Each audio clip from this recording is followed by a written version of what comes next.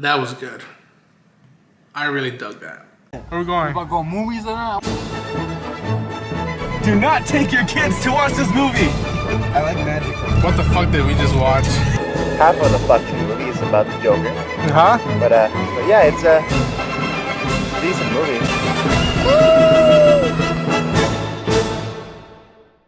Everyone, I'm Ronan Unchained, and I've seen The Life of Chuck, the newest Mike Flanagan film, and it's based on a short story from Stephen King, from his book If It Bleeds, if I'm not mistaken. It's about what Chuck goes through in his life and the echoes of his life in others. It was very, very sweet. Tom Hiddleston leads all-star cast with people that I haven't seen in cinemas in a long time, in movies in a long time. Someone said it's almost like It's a Wonderful Life for this era, and I can understand that sentiment, that connection.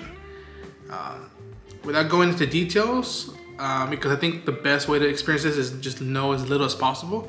Just see what you get out of this film. I thought it was very reassuring for a lot of stuff, especially right now where I'm just getting older as an adult, but still have that cling of youth and experiencing more in life and feeling doubts, dread, living through death, living through experiences, if you will, and just there was melancholy moments and there was very hopeful moments. There's a sequence that involves a dance early on in the film that was very like full of energy and life, and I was just like, yeah, because at that point I'm like, do I feel stupid sometimes just dancing by myself when I listen to music? I'm like, no.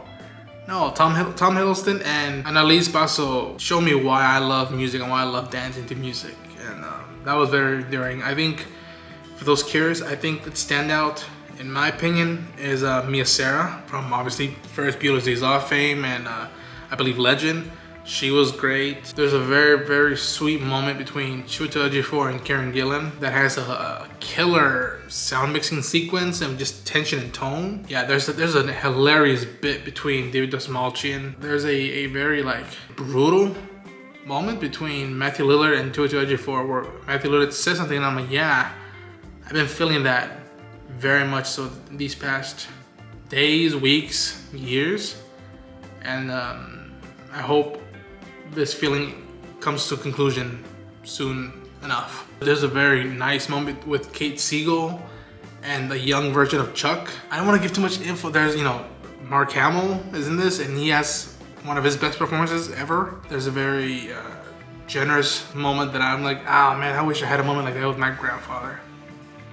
And Nick Offerman is the narrator for this film. There's some music, nice music from the Neaton brothers, and I believe Rahul Kohli, could be wrong. Yeah, Rahul Kohli makes an appearance. It's nice to see him. Although it's not perfect, and that's a weird thing. I really dug it. I didn't love it, and yet I want to see it again to see why I didn't love it. Because there's moments that I would have instantly bawled, but I don't know if it was because it was too real or too emotional that I repressed it. And but having said that, I think this film helps cement that Mike Flanagan is one of those cats alongside Frank Darabont that like can do Stephen King adaptations like no one else, and he should be doing more. Fingers crossed on his Dark Tower adaptation soon enough, but please go check this out. It's right now on limited release, and I think it was a very low budget film, and yet it packs a punch in my opinion. I've talked to someone else who up until a certain point was loving it, and then it didn't work for him all the way, and I'm hoping that once we both see it twice now, we can maybe do a big review of why we connected and why we didn't connect to it, and see where we meet and what we think of the material, and again, sound mixing, the way the camera was moving with Eben Moulter. He was one of the cinematographers for The Last of Us Season 1, I know that much. Hopefully you enjoy this mini review. I don't know how long it is and how I feel about it, but yeah, I've been thinking about this movie so much. Even though I didn't love it, I'll tell you this, I told this to my friend as well who didn't dig it all the way. As soon as it ended, I started listening to music of how I felt about my connection with this movie. And I already have a playlist that I'll probably I'll put up probably either now or later, with just songs of how I feel about where I'm at, what I want, what I dread, what I regret, and just the connective tissue I have with this film. yeah, so I've been listening to a lot of specific songs and artists and bands post my first viewing. So until then, take care, everybody.